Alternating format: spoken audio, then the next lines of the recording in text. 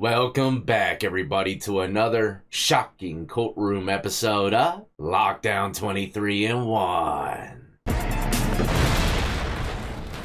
That's right, today we'll be jumping into various courtrooms across the country to witness some diabolical defendants get some serious time in prison. So let's get right into it, ladies and gentlemen. If you're new to the channel and enjoy all things lockup and crime related, then this is absolutely where you need to be. Hit that like, subscribe, notification bell before you leave, and check out my beautifully assorted playlist with many more videos for you to start watching today. Alright, first up, we got ourselves a little serial killer. It's going to be hard to forgive me, but just apologize for my actions. There ain't really much else I could say about that. Can't change nothing. Sean Michael Great, born August 8, 1976, is an American serial killer and rapist. He was convicted on 2 counts of aggravated murder on May 7, 2018 in Ashland County, pleaded guilty to 2 additional murders on March 1, 2019 in Richland County, and pleaded guilty to an additional murder on September 11, 2019 in Marion County. So let's jump into courtroom and witness what the judge has in store for him. After having conducted the required weighing process and analysis, this court finds that the state of Ohio has proven beyond a reasonable doubt that the aggravating circumstances associated with count 1 outweigh the mitigating factors. The court further separately finds that the state of Ohio has proven beyond a reasonable doubt that the aggravating circumstances associated with count 7 outweigh the mitigating factors. The court therefore concurs with the jury's sentencing verdicts regarding counts 1 and 7. The court therefore finds that a sentence of death by lethal injection shall be imposed upon Mr. Great for the aggravated murder of Elizabeth Griffith as stated in count 1 of the indictment, and a sentence of death by lethal injection shall be imposed on Mr. Great for the aggravated murder of Stacy J. Hicks, aka Stacy J. Stanley, as stated in count 7 of the indictment. Court further orders that each of the death penalties be carried out by appropriate authorities on September 13, 2018, which would be the 2-year anniversary of Mr. Great's discovery.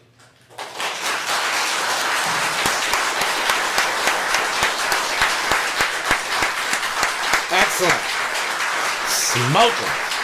And his boots. Next up, we got Dima Tower, 24. Was convicted by a Sarasota County jury for brutally murdering his adoptive parents, then trying to run from police. He was found guilty on 2 counts of first-degree murder as well as fleeing from police. Police were called to the Tower's Northport home on August 31, 2023, after a 911 caller reported a woman banging on her door screaming, "I need help." Evidence presented at a trial showed Tower covered in blood, loading items into his car before allegedly ignoring officers' commands and leading them on a chase across county lines. Deputies with the Sarasota County Sheriff's Office deployed stop sticks to stop Tower's vehicle, prompting him to flee into the woods. He was arrested the next morning at a gas station, where witnesses testified he appeared dazed, dirty, and still wearing blood-stained clothing. Inside the home, investigators discovered Jennifer and Robbie lying head-to-head, face down, covered in blood. Crime scene technicians testified about a trail of blood stretching from the master bedroom into the kitchen and living room, and medical examiners detailed the dozens of stab wounds inflicted on both victims. Mr. Tower, I don't know what else to say. You seem to be an evil spirit, an evil person. Evil spirit because you're talking foolish. Who doesn't seem to have any... I'm full of remorse. I'm not showing it because... I will at this time, Mr. Tower, sentence you as to count 1. This is for first-degree murder of... Count 1 was Robbie, is that right? Yes. Of Robbie Tower. I will sentence you to life in prison. You will serve the rest of your life in prison without the possibility of parole. Count 2, and often I do run them concurrent. I know that the defense requested that. Ooh. We have a unique Consecutives and clearly coming a his special way. life in Jennifer Tower as well. And I spoke about that earlier. I'm going to adjudicate you guilty of count 2, first-degree premeditated murder on Jennifer Tower. I will run this sentence consecutive to count one. I will sentence you, Mr. Tower, to life in prison without the possibility of parole. You have 30 days to appeal the judgment and sentence of this court.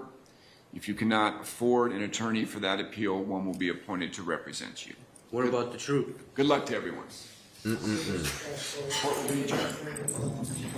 That's right. Show him the pathway with that smoke trail, Bobby. Go lay it down, buddy. For 2 lives worth. But look what they're doing to him right now. They didn't do it in the courtroom for me. They took me down to like a little booking area. But as soon as you become a felon, you gotta take prints and a DNA swab and all this stuff so it can go on record in case, you become a serial killer down the road. It'll be easy to find you. Either way, he's got 2 life sentences on an installment plan that he can never pay. He'll never see them streets again. And if I were to guess, in Ohio, what's his name? Dima Tower or something like that? He's probably gonna become Tina Tower. The inmate's gonna make him grow those locks out a little bit, if I were to guess. Next up, we got Andre Warner. Is facing the death penalty for shooting and killing Adam Hilary in 2016. After a 3-week trial, jurors deliberated 3 hours before reaching a guilty verdict. Warner was convicted of first-degree murder, robbery with a firearm, burglary to a dwelling with a weapon, and a conspiracy armed robbery with a firearm. The victim in this case met Haley Bustos through a dating website, then went on a date with her on August 19, 2016. After their date, Bustos, Warner, and the other co-defendants went to the victim's apartment to rob him. So if I were to guess, Haley was the one to get inside the house to see if he has anything worth robbing. Or possibly set something up to where they can get in. One or the other sounds like a diabolical setup through a dating app. Gotta be careful these days. This was 10 years ago. You think things gotten any better? Nope, if I were to guess, it's gotten a lot worse out there in that digital realm. But either way, after their date, Bustos, Warner, and other co-defendants went to the victim's apartment to rob him. During testimony, it looks like Bustos rolled on old Warner, said that he fired a single gunshot into the back of the victim's head.